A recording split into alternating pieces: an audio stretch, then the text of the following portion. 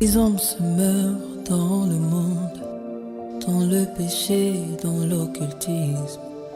Crois-moi J'ai une tante qui était mariée à un monsieur nanti, qui avait les moyens, ils avaient deux enfants, des enfants à bas âge.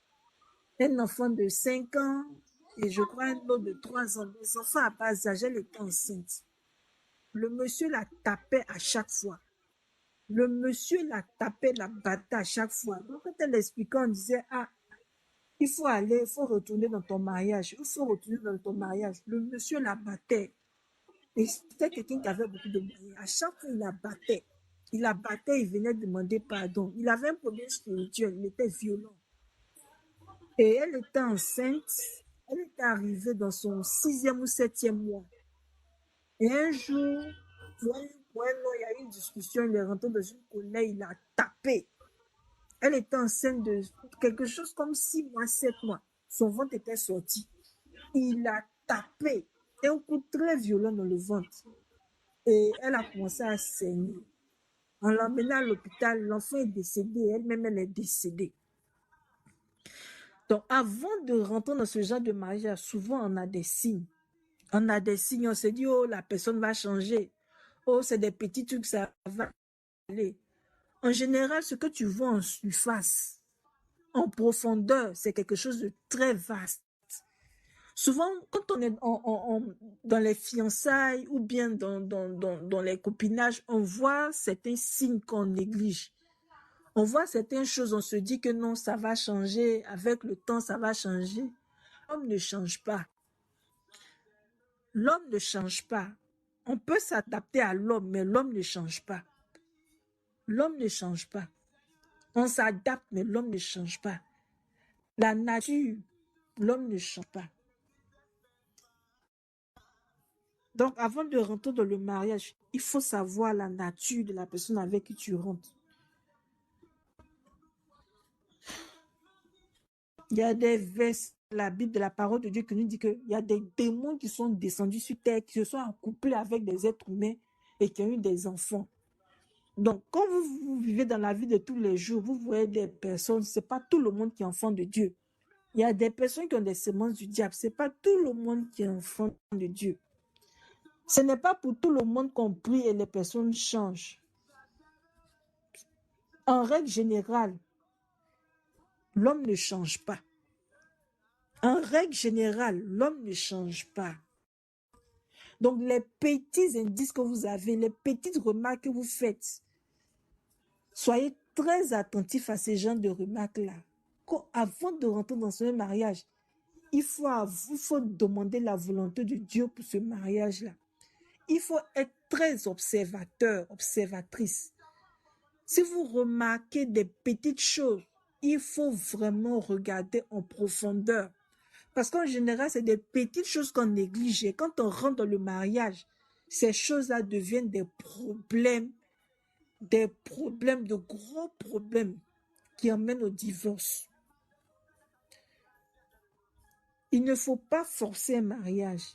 Il ne faut pas se dire à tout prix, je vais me marier, je dois me marier. Oh, mon âge avance, je dois me marier, je vais me marier, il faut que je me marie. Le mariage est une institution divine. On ne se marie pas pour divorcer.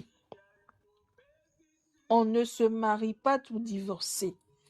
C'est mieux de rester dans le célibat que de rentrer dans un mariage qui va aboutir au divorce. C'est mieux de rester dans le célibat. C'est mieux de rester dans le célibat que de rentrer dans un mariage qui va aboutir au divorce.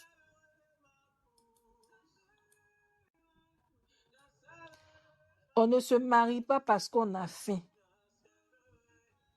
On ne se marie pas parce que sa copine s'est mariée ou parce que j'ai la trentaine ou parce que j'ai la quarantaine ou parce que j'ai la cinquantaine, je dois me marier. On ne se marie pas pour ce genre de raisons-là. Avant de rentrer dans le mariage, il faut être un célibataire équilibré. Avant de rentrer dans le mariage, il faut demander la volonté de Dieu.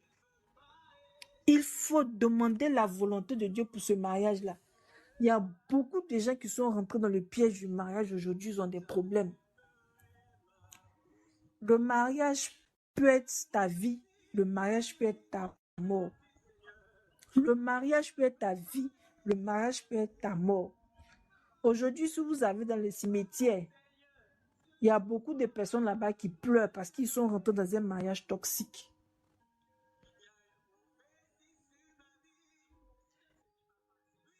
La parole de Dieu nous dit, De 1 Corinthiens 7. à partir du verset 10, à ceux qui sont mariés, j'adresse non pas moi, mais le Seigneur cette instruction, que la femme ne se sépare pas de son mari. Si elle est séparée de lui, qu'elle reste sans se remarier, ou qu'elle se réconcilie avec son mari, et que le mari ne divorce pas de sa femme. Le mariage est un voyage aller sans retour.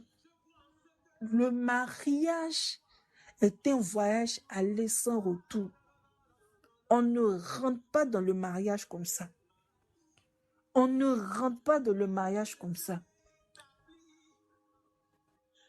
Avant de rentrer dans le mariage, il faut demander la volonté de Dieu.